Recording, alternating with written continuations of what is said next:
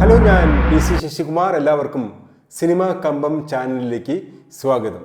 പ്രശസ്ത നടനും തിരക്കഥാകൃത്തും സംവിധായകനുമായ ശ്രീനിവാസൻ നമ്മെ വിട്ടുപോയിരിക്കുന്നു. മരിക്കുമ്പോൾ അദ്ദേഹത്തിന് 69 വയസ്സാണ് പ്രായം. അതിൽ കഴിഞ്ഞ 48 വർഷങ്ങൾ അദ്ദേഹം നമ്മുടെ കൂടെ തന്നെ ഉണ്ടായിരുന്നു. നമ്മുടെ മുന്നിൽ വെള്ളിത്തിരയിൽ പല കഥാപാത്രങ്ങളിലൂടെയും സിനിമകൾ സംവിധാനം ചെയ്തുകൊണ്ടും തിരക്കഥകൾ എഴുതിക്കൊണ്ടും അദ്ദേഹം നമ്മുടെ കൂടെ തന്നെ ഇത്രയും കാലം ഉണ്ടായിരുന്നു. നമ്മെ ചിരിപ്പിച്ചുകൊണ്ട്, നമ്മെ കളിയാക്കിക്കൊണ്ട്, പിന്നീട് നമ്മെ ചിന്തിപ്പിച്ചുകൊണ്ട് അദ്ദേഹം നമ്മുടെ ഇടയിൽ തന്നെ എന്നും നിന്നു. ഒരു സാധാരണ സിനിമാ ആസ്വാദകനായ മലയാളിയെ സംബന്ധിച്ചിടത്തോളം അദ്ദേഹത്തെ ഒരിക്കലെങ്കിലും ഓർക്കാത്ത ദിവസമുണ്ടാവില്ല ഇക്കാലം. അത്രയും മലയാളിയോട് ചേർന്ന് നിന്ന, മലയാളിയുടെ ഇഷ്ടം പിടിച്ചുപറ്റിയ, അവൻ്റെ ചിന്തകളെ സ്വാധീനിക്കുന്ന അവൻ്റെ ഒരു വികാരമായി മാറിയിരുന്നു ശ്രീനിവാസൻ. നാം മലയാളികളെ സംബന്ധിച്ചിടത്തോളം ചിരിക്കാൻ നമുക്ക് ഏറെ ഇഷ്ടമാണ്.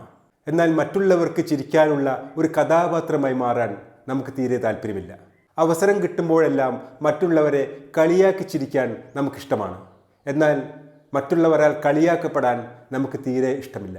അങ്ങനെ മറ്റുള്ളവർക്ക് ഒരു ചിരിക്കഥാപാത്രമായി മാറാനും മറ്റുള്ളവരാൽ കളിയാക്കപ്പെടാനും ഇഷ്ടമില്ലാത്ത മലയാളിയുടെ മുന്നിൽ അവർക്ക് ചിരിക്കാൻ വേണ്ടി സ്വയം നിന്നുകൊടുത്തും സ്വയം കളിയാക്കിയുമാണ് ശ്രീനിവാസൻ മലയാളിയുടെ മനസ്സിൽ ഇടം തേടിയത്. അതിനുവേണ്ടി അദ്ദേഹം തൻ്റെ രൂപത്തെ, തൻ്റെ ശബ്ദത്തെ, തൻ്റെ നിറത്തെ, തൻ്റെ ഉയരക്കുറവിനെയെല്ലാം തന്നെ തൻ്റെ കഥാപാത്രങ്ങളിലൂടെ സ്വയം പരിഹസിക്കുകയും കാഴ്ചക്കാരെ ഓർമ്മപ്പെടുത്തുകയും ചെയ്തുകൊണ്ടേയിരുന്നു. അങ്ങനെ പ്രേക്ഷകർക്ക് മുന്നിൽ വളരെ കാലം ഇങ്ങനെ സ്വയം കോമാളി വേഷം കെട്ടിയ അഭിനേതാവാണ് ശ്രീനിവാസൻ. അഴകിയ രാവണിലെ കുട്ടിശങ്കരനായും, ചന്ദ്രലേഖയിലെ നൂറായും, നാടോടിക്കാറ്റിലെ ദാസനായും, കിളിച്ചുണ്ടൻ മാമ്പഴത്തിലെ ഹാജിയാരായും, സൂപ്പർ സ്റ്റാർ സരോജ് കുമാർ ആയുമെല്ലാം ഒരു കോമാളിയെപ്പോലെ താൻ എഴുതിയ തിരക്കഥകളിൽ തൻ്റെ കഥാപാത്രത്തെ സൃഷ്ടിച്ചുകൊണ്ട് ശ്രീനിവാസൻ പ്രേക്ഷകർക്ക് മുന്നിലെത്തിയപ്പോൾ ആ കോമാളിത്തരങ്ങളും പൊങ്ങച്ചങ്ങളും വിഡ്ഢിത്തരങ്ങളും എല്ലാം കണ്ട് പ്രേക്ഷകർ മതിമറന്ന് ചിരിച്ചപ്പോൾ അവരറിഞ്ഞില്ല അത് അവർക്ക് നേരെ തന്നെ ശ്രീനിവാസൻ പിടിച്ച ഒരു കണ്ണാടിയായിരുന്നുവെന്ന്.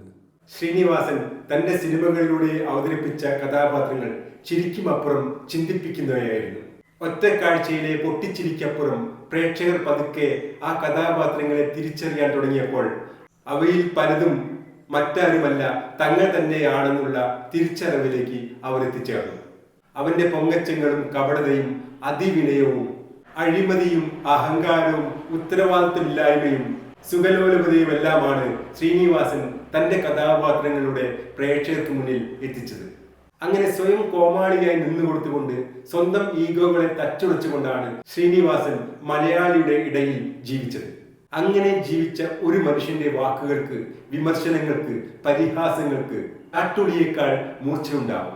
തന്റെ തമാശയിൽ പൊതിഞ്ഞ ആക്ഷേപഹാസ്യത്തിന്റെ മേൽപൊടി ചേർത്ത അത്തരം വിമർശനങ്ങൾ തന്റെ കഥാപാത്രങ്ങളിലൂടെയും തനിക്ക് കിട്ടിയ വേദികളിലൂടെയും സമൂഹത്തിനോടും പ്രേക്ഷകരോടും ശ്രീനിവാസൻ തുറന്നു പറഞ്ഞപ്പോൾ ആ അമ്പുകൾ പോയത് പലരിലേക്കുമായിരുന്നു. തന്റെ സുഹൃത്തുക്കളെന്നോ ശത്രുക്കളെന്നോ ആരാധകരെന്നോ വ്യത്യാസമില്ലാതെ ശ്രീനിവാസന്റെ പരിഹാസ ശരങ്ങൾ സമൂഹത്തിലേക്ക് പ്രവഹിച്ചുകൊണ്ടേയിരുന്നു. അദ്ദേഹത്തിന്റെ പരിഹാസ ശരങ്ങൾ ഏറ്റവും കൂടുതൽ വന്നു പതിച്ചത് അദ്ദേഹത്തിന്റെ തന്നെ മേഖലയായ സിനിമയിലേക്ക് തന്നെയായിരുന്നു. പലപ്പോഴും വിമർശനങ്ങൾ ഏറ്റവും കുറച്ച് മാത്രം ഏൽക്കുന്ന ഒരു മേഖലയാണ് സിനിമ. കണ്ണുമടച്ച ആരാധക കൂട്ടത്തിന്റെയും സ്തുതിപാഠകരാലും പണത്തിന്റെയും എല്ലാം സുഖലോലുപതയിൽ അഭിരമിക്കുന്ന താരസിംഹാസനങ്ങളെല്ലാം ശ്രീനിവാസൻ വെറുതെ വിട്ടില്ല. എല്ലായിടത്തും എന്റെ മുഖം, എന്റെ ഫിഗർ എന്ന് ചിന്തിക്കുന്ന താരരാജാക്കന്മാരും നിങ്ങളില്ലാതെ എനിക്കെന്താഘോഷമെന്ന് തന്റെ ആരാധക കൂട്ടത്തോട് പറയുന്ന താരങ്ങളുടെ എല്ലാം കപടമുഖങ്ങളെ തന്റെ സിനിമകളിലൂടെ, തന്റെ കഥാപാത്രങ്ങളിലൂടെ ശ്രീനിവാസൻ പിച്ചി ചീന്തുകയായിരുന്നു. മലയാള സിനിമയിലെ നിയന്ത്രണമില്ലാത്ത താരാധിപത്യത്തെയും ഒരു യുക്തിയുമില്ലാത്ത സിനിമകളെയും ലാഭം മാത്രം ലക്ഷ്യമാക്കുന്ന സിനിമാ സംസ്കാരത്തെയും എല്ലാം തന്നെ അതിൻ്റെ കൂടെ നിന്നുകൊണ്ട് ശ്രീനിവാസൻ വിമർശിച്ചു. ഒരുപക്ഷെ മലയാള സിനിമ ശ്രീനിവാസന് മാത്രം കൊടുത്ത ഒരു സ്വാതന്ത്ര്യമായിരുന്നു ആ വിമർശനം. അങ്ങനെ മലയാള സിനിമയിലെ വിദൂഷകനായി, കുഞ്ചൻ നമ്പ്യാരായി ശ്രീനിവാസൻ മാറി. നിയന്ത്രണമില്ലാതെ എങ്ങോട്ടോ കുതിച്ചു പാഞ്ഞുകൊണ്ടിരുന്ന മലയാള സിനിമയെ ഒരു പരിധിവരെ ഭൂമിയിൽ തന്നെ പിടിച്ചു നിർത്തുന്നതിൽ ശ്രീനിവാസന്റെ വിമർശനങ്ങൾ കാരണമായിട്ടുണ്ട്. ശ്രീനിവാസൻ നമ്മോട് വിട പറയുമ്പോൾ അദ്ദേഹം അവശേഷിപ്പിച്ചു പോകുന്നത് മലയാളിയെ എന്നും ചിരിപ്പിക്കുന്ന കഥാപാത്രങ്ങളും സിനിമകളും മാത്രമല്ല, മലയാളിയെ ചിരിപ്പിക്കുകയും ചിന്തിപ്പിക്കുകയും ചെയ്യുന്നതോടൊപ്പം അത് മലയാളിക്ക് അവന് നേരെ പിടിച്ച ഒരു കണ്ണാടി കൂടിയാണ്. ആ കണ്ണാടിയിൽ നോക്കുമ്പോൾ അത് അവനെ ചിരിപ്പിക്കുകയും ചിന്തിപ്പിക്കുകയും മാത്രമല്ല, സ്വയം തിരുത്തലുകൾ വരുത്താൻ പ്രേരിപ്പിക്കുകയും ചെയ്യും. അങ്ങനെ ഒരിക്കലും മരണമില്ലാത്ത കഥാപാത്രങ്ങളായി കുട്ടിശങ്കരനും ദാസനും അപ്പുക്കുട്ടനും ആജിയാരുമെല്ലാം എന്നും നമ്മുടെ ഇടയിൽ ജീവിക്കുക തന്നെ ചെയ്യും. ശ്രീനിവാസന് സിനിമാ കമ്പത്തിൻ്റെ ആദരാഞ്ജലികൾ. ഈ വീഡിയോ ഇവിടെ അവസാനിക്കുന്നു.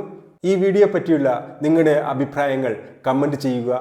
ഇതുവരെ ഈ ചാനൽ സബ്സ്ക്രൈബ് ചെയ്യാത്തവർ ചാനൽ സബ്സ്ക്രൈബ് ചെയ്യുക.